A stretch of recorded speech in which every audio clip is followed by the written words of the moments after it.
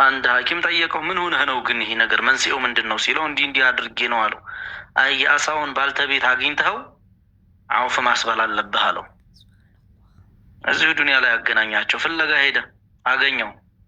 የአብደላህ አወቀኝ ወይ አለው። አላወቅኩም አለው። በዚህ ጊዜ አሳ ቀምቼህ ነበር አለው። አስታወሰው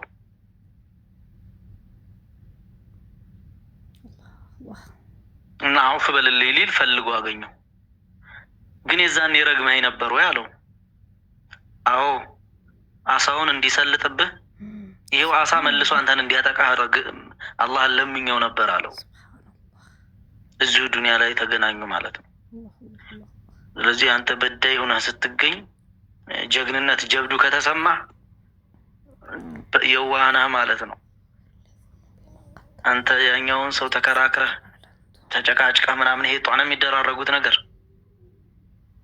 አፉን አዘግኸው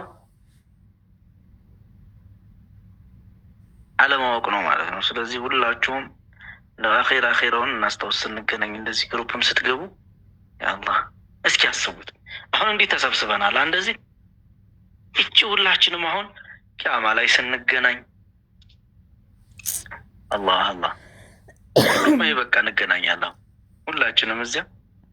አንድ ቀን መኪና ላይ ተገናኝተው የሰደብከው ሰው ቂያማ ላይ ይመጣል። አንድ ቀን እኮ ነው ድንገት አጋጥሞ እግር ጥሎ ያገኘው። በድለዋል፣ ግን በዚያች ሰዓት ይመጣል።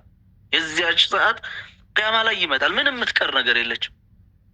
ያ አብደላህ አንተ ረስተሃታል፣ እሱ ግን የዚያች ቀን ይመጣል። አለቀ። የዛን ጊዜ እኮ እንዲህ ያልከኝ ሰው ነኝ በልክፈል ይባላል። አበቃ። ጥላትህ በበዛ ቁጥር ይሄ ነው ማለት ነው። አጋጣሚ አጋጥሞ የሰራሃት ያቺ የሰው ሐቅ የበደልከው የሰደብከው ያማኸው ስሙን ያጠፋው የፈለገ ይሁን ቂያማ ላይ ሳታገኙ አትቀርም። ትገናኛላችሁ። እንደምትገናኙ ደግሞ እርግጠኛ ከሆንክ ጥሩ ነገር ነው የምታደርግለት። ይመጣል እኮ ሐታ እንስሳቶች ሳይቀሩ እኮ ነው። ወኢዘል ውሑሹ ሑሽረት እንስሳቶች ይሰበሰባሉ አለ አላሁ ተዓላ። ከተቀሰቀሱ በኋላ ይሰበሰባሉ። ለምንድን? ብድር ሊከፋፈሉ እኮ ነው። የወጋች ልትወጋ፣ የረገጠች ልትረገጥ፣ ከዚያ በኋላ አፈር ሆኖ ይባላሉ። የሰው ልጅስ አፈርነት የለ ምን የለ። ስለዚህ ያን ሁሉ አስቀምጦ ወንድሙ ጋር ምንም እንደው መቀያየም የሚያስብል ነገር ሊታገለው ነው የሚገባው። እንዴት ትቀያየማለህ? እንዴት እህትሽ ጋር ትቀያየማለሽ? ቢሐስብ እምሪእ ሚነ ሸር አን የሕቂረ አኻሁ ልሙስሊም። በቂ ነው ይሄ። ሙስሊም ወንድምህን ዝቅ አድርገህ መመልከቱ በቂ እኮ ነው። ዝቅ አድርገህ መመልከት።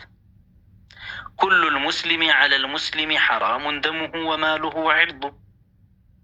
የትኛውም ሙስሊም በማንኛውም ሙስሊም ላይ ሐራሙን ደሙሁ ደሙን ማፍሰስ አይቻልም ያለ ሐቅ፣ ወማሉ ገንዘቡም፣ ወዕርዱህ ክብሩም እንዲሁ። ክብሩን ልታጎድፈው፣ ልታማው፣ ልትሰድበው፣ ልታንቋሽሸው አይገባም። ክብሩን ልጠብቅለት ይገባል። ሐየን ወመይታ በህይወት እያለም ሙቶም እንዲሁ። ስለዚህ እህቶች ለአላህ ብለን መዋደድ ነው ያለብን። ይህን ግሩፕ ስንመሰረተው እንደነበረችው መሐባ እንዴት ነበራችሁ? ተመሰርተው ስንገባ በነበረበት የነበራችሁ ፍቅር ያ ነው መቀጠል ያለበት። አሁንም አልሐምዱሊላህ። ግን ደግሞ በዚያው ሸይጣን ሊገባባችሁ አይገባም። የሆነ ቀን ደግሞ ከተነጋገር ቂም ወደ ውስጥ ለምን ቂም ትቋጠራለህ? በቃ መሰለ የተናገርኩ እለፈው። እንደውም አፉ በለኝ፣ ኹዚ ልዓፉ ይቅር ባይሆን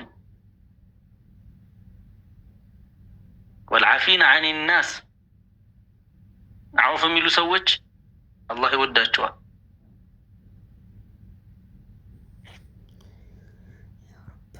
ወላሁ ዩሒቡል ሙሕሲኒን።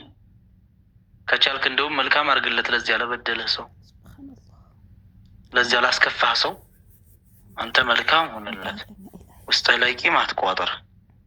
በምትነጋገርበት ሰዓት ደግሞ እሕፈዝ ሊሳነክ፣ ምላስህን ጠብቅ።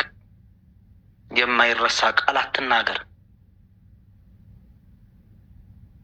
ጅራሐቱ ሲናን ለሃ ኢልቲአሙ ወላ የልታሙ ማ ጀራሐሁ ሊሳኑ። ስለዚህ በምላስህ የሆነ ነገር ሲሆን የምትናገረው ንግግር አጥንት ሰብሮ የሚገባ ቃል መሆን የለበትም። የማይረሳ ቃል መናገር የለብም። ንዴትህን መሰብሰብ አለብህ። የተናደድክበት ሰዓት ላይ እኮ ብዙ ታደርጋለህ። ያ ሰው መልእክተኛውን ሲጠይቃቸው ምከሩኝ አላቸው። ላተግضብ ምከሩ ይደገመ ላተግضብ ላተግضብ ደጋገሙለት። ለምንድን ነው ይሄ ገضብ የሚባለው ነገር? መናደድ ቁጣ ራስን ማትቋቋም ከሆነ ያልሆነ ቃል እንድትናገር ስለሚያደርግህ ነው። ያልሆነ ውሳኔ እንድትወስን ያደርግሃል። ካረከው በኋላ ምን ነው ባላረኩት የምትለው ውሳኔ። ስለዚህ ሁላችሁም ለአላህ ብላችሁ ተዋደዱ ለማለት ያክል ነው። جعلني الله وإياكم من الذين يستمعون القول فيتبعون أحسنه. الله يبارك بكم ويحسن إليكم. إن شاء الله نجب ساعتين نجنا نيالن.